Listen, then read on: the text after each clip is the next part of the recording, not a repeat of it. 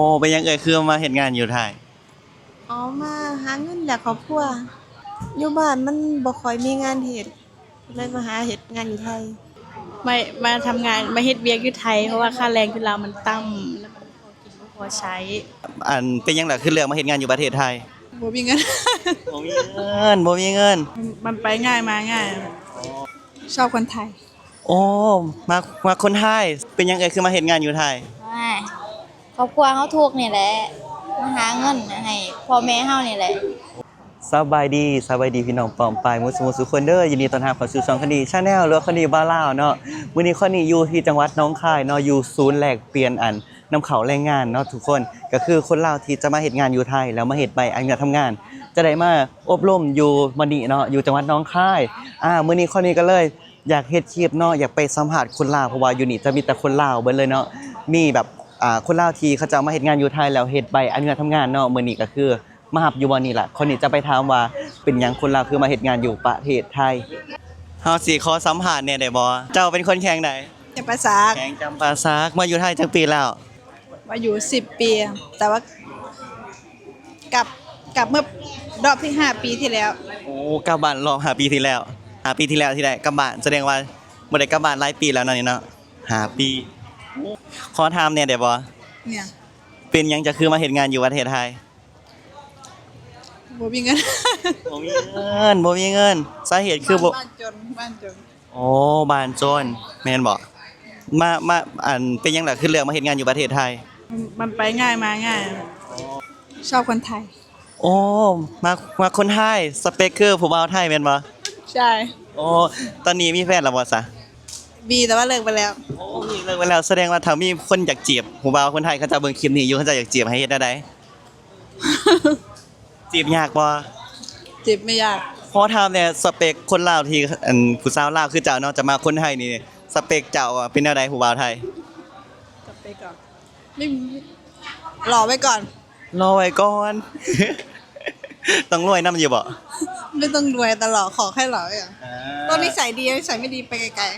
ๆต้องนิสัยดีนะโอเคเคยอยู่แข่งไหนแกงจำปาสักเคยเด้เคยอยู่แข่งไหนสวรรณเขต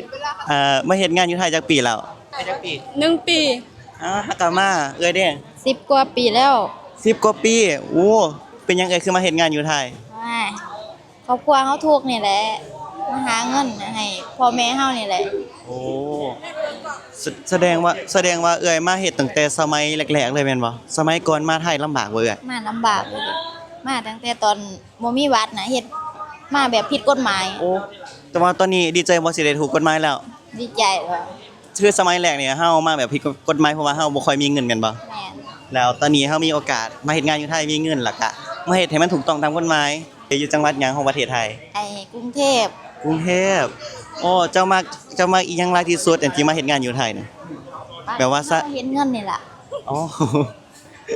มักเห็นเงินเฮาได้จับเงินนี่แหละเฮาบ่ต้องขอพ่อแม่เฮาเด้โอ้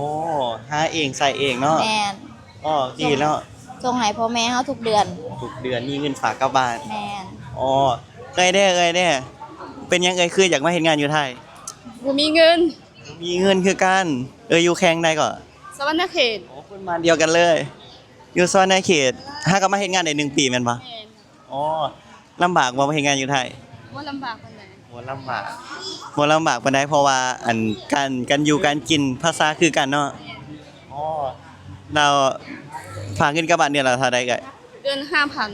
5,000 โอ้รายได้ 5,000 นี่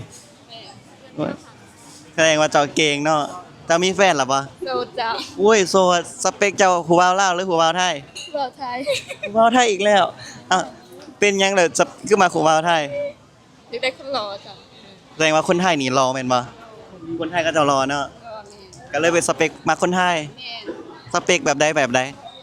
ขาวตีเอาให้ขาวตีเนาะมาจีบได้ไอ้เป็นคนแข่งใดจำปาสักเป็นคนจำปาสักบ่แม่นโอ้จะมาเฮ็ดงานอยู่ไทยจักปีละร่วมๆกับ14ปีแล้ว14ปีโอ้มาตั้งแต่อายุเท่าใด10ป้ายเป็นหยังคือมาเฮ็ดงานอยู่ประเทศไทยที่แรกก็บ่อยากมาดอกแต่คิดจังได๋แล้วพ่อแม่พามาอยู่อุดรอ๋อก็เลย อยู่ไปอยู่มากก็พออยู่ได้ อยู่จนฮอด14 ปีบ่ แต่แสดงว่านี่ผู้สาวแล้วบ่นี่ นี่แล้ว โอ้คนลาวหรือคนไทย คนไทย คนไทยแม่นบ่แฟนคนจังหวัดใดอ่ะ ชลบุรีเลย ชลบุรีโอ้ว่าแล้วมาอยู่ไทยขนาดนี้ต้องติดใจอีหยังสักอย่างแล้วครับวะ ถ้าสันอยู่บ่ได้ดนปานนี้เป็นได้ผู้สาวไทยนิสัยดีอยู่บ่ ดี โอ้ดีพบกันโดนแล้วบ่อ้าย โดนแล้ว จักปีแล้วถามได้บ่ 13 โอ้แสดงว่ามาเจอกันตั้งแต่แรกๆเลยแม่นบ่ แม่น โอ้สบายดีอ้าย โดยสบายดี อ้ายเป็นคนแข่งใด สารวัตร สารวัตรอ้ายมาเฮ็ดงานอยู่ไทยจักปีละ 2 ปีกว่า 2 ปีกว่าโอ้ไม่เป็นหยังอ้ายคือเลือกมาเฮ็ดงานอยู่ประเทศไทย เพราะว่าพอเฒ่าไม่เฒ่าเพิ่นอยู่ไทยเพิ่นเลยอยากให้มาเฮ็ดอยู่ไทยนํ อ๋อ แต่เพิ่นก็เฮ็ดเวียกอยู่เวียง โอ้แต่ก่อนอยู่เวียงจันทน์รายได้ต่างกันบ่อ้าย ต่าง อ๋อหลายบ่ ต่างกันหลาย ต่างกันหลายเลย โอ้เราอ้ายมีแฟนแล้วบ่ตอนนี้ มีแล้ว มีแฟนแล้วเนาะมีคนไทยหรือคนลาว คุณลาว คนลาวคือกันมาเฮ็ดงานอยู่ไทยลำบากบ่อ้าย ก็บ่ก็บ่ลำบากปานใด บ่ลำบากเนาะเพราะว่า มันก็แล้วแต่บ่อนบาง แล้วแต่ บ่อนก็ลำบากบางบ่อน อ๋ออาหารการกินแตกต่างกันบ่ คือกัน คือกันเนาะก็เลยบ่ค่อยได้กินฮอดบ้านจังซี่เนาะ แม่ เพราะว่าอยู่ไทยก็มีให้กินคือกัน แม่ อ๋อขอถ่ายคลิปนำแหน่ได้บ่อ้ายอ้ายเป็นคนแข่งใด สวรรณเขต คนสวรรณเขตมาเฮ็ดงานอยู่ไทยจักปีแล้ว 3 ปี 3 ปี แม่น โอ้เป็นหยังจะขึ้นเรือมาเฮ็ดงานอยู่ไทย อยู่บ้านก็บ่มีหยังเฮ็ด โอ้เรามาเฮ็ดงานอยู่ไทยรายได้ดีบ่ ก็ดีโอเค โอเคอยู่คิดฮอดบ้านอยู่บ่ คิดฮอดว่าปีนี้ว่าจะกลับ อ๋อจะกลับบ้านล่าสุดตอนใดล่ะ บ่ได้กลับ มาเฮ็ดงาน2ปียังบ่ทันเคยกลับบ้านบ่ ยัง เอ้าบ่คิดฮอดบ่ คิดฮอดอยู่ คิดฮอดแต่ว่าอันต้องเฮ็ดงานเก็บเงินก่อนแม่นบ่ แม่น โอ้ถ้ามีโอกาสนี่สิมีแผนสิกลับบ้านตอนใดนี่ ประมาณน่าจะปีใหม่ ปีใหม่ต้องเก็บเงินให้ฮอดเท่าใดจังสิกลับบ้านแสดงว่าไอ้ต้องมีเป้าหมายหรือเปล่าไอ้เฮ็ดงานอยู่ไทยนะ นี่ อยากเฮ็ดหยังอยากเฮ็ดหยัง เก็บเงินซะก่อนก็กลับมาหาเฮ็ด เฮ็ดบ้านบ่หรือว่าแต่งเมีย เมียแต่งแล้วครับ เมียแต่งแล้ว ตั้งแต่เฮ็ดบ้าน อ๋อไอ้ว่าไอ้เฮ็ดงานอยู่ไทยไอ้รู้สึกว่าอยู่ไทยกับบ้านเฮามันแตกต่างกันบ่ แตกต่าง บ่อนใดไอ้ อยู่ไทยมันอยู่ไทยก็สะดวกสบาย ง่ายอะ ง่ายนำหาเวียกหางานก็ง่ายบ่ แม่น สบายดี โดยสบายดี เป็นคนแข่งใด แขวงสวรรณเขต โอ้เป็นหยังคือมาเฮ็ดงานอยู่ไทย อ๋อมาหาเงินแหละครอบครัว อยู่บ้านเป็นแนวใดคืออยากมาเฮ็ดงานอยู่ไทย อยู่บ้านมันบ่ค่อยมีงานเฮ็ดเลยมาหาเฮ็ดงานอยู่ไทย อยู่ขอนแก่น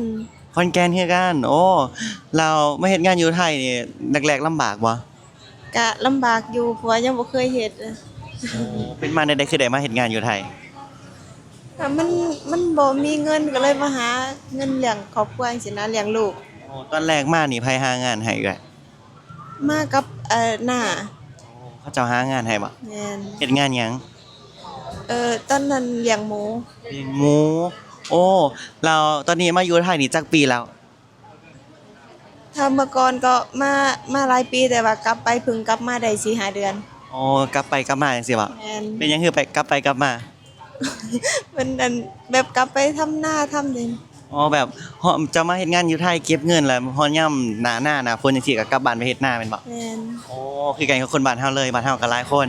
แบบว่ามาเฮ็ดงานอันนะอยู่บ้านแล้วแบบบ่มีผู้ใหญ่เฮ็ดนานะเขาจะกลับไปเฮ็ดนาซอยพ่อซอยแม่แบบนี้บ่ แม่น อ๋ออยู่บ้านมีครอบครัวแล้วบ่ มีแหละ แต่งงานแล้ว แต่งแล้ว อ๋อพาเงินกลับบ้านเดือนละเท่าใดเอ่ย ก็เดือน 4-5,000พักให้ลูก โอ้ลูกอายุเท่าใดแล้ว 3 ขวบ กำลังเป็นตาแพงอยู่บ้านบ่ลูกจ้ะนะ อยู่บ้าน บ่คิดฮอดบ่ซะ กินฮอดอยู่ ก็เลยกลับบ้านดูแม่นบ่ แม่น เข้าใจเด้อเข้าใจแล้วสบายดีเอ้ย สบายดี เอ้ยเป็นคนแข่งใด แข่งเวียงจันทน์ โอ้คนเวียงจันทน์เป็นหยังคือมาเฮ็ดงานอยู่ไทย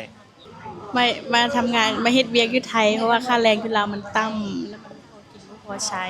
โอ้ก็เลยมาเฮ็ดงานอยู่ไทย แม่น มาเฮ็ดงานอยู่ไทยลำบากบ่เอ่ย บ่ลำบากเพราะว่าเฒ่าแก่เพิ่นใจดี โอ้มาเฮ็ดอยู่จักปีแล้ว 14 ปี 14 ปี โอ้ แสดงว่าเจ้ามาตั้งแต่อายุเท่าใดก่อน อายุ19 ปี 19 ปี มาสมัยแรกๆได้เงินเดือนเท่าใดเอ่ย เดือนละ 5,000 เดือน5,000ตอนนี้แสดงว่าได้หลายแล้วแม่นบ่ แม่น อ๋อ อันเพิ่นจะไปเฮ็ดงานนำเพิ่นหลายปีบ่เพิ่นจังขึ้นให้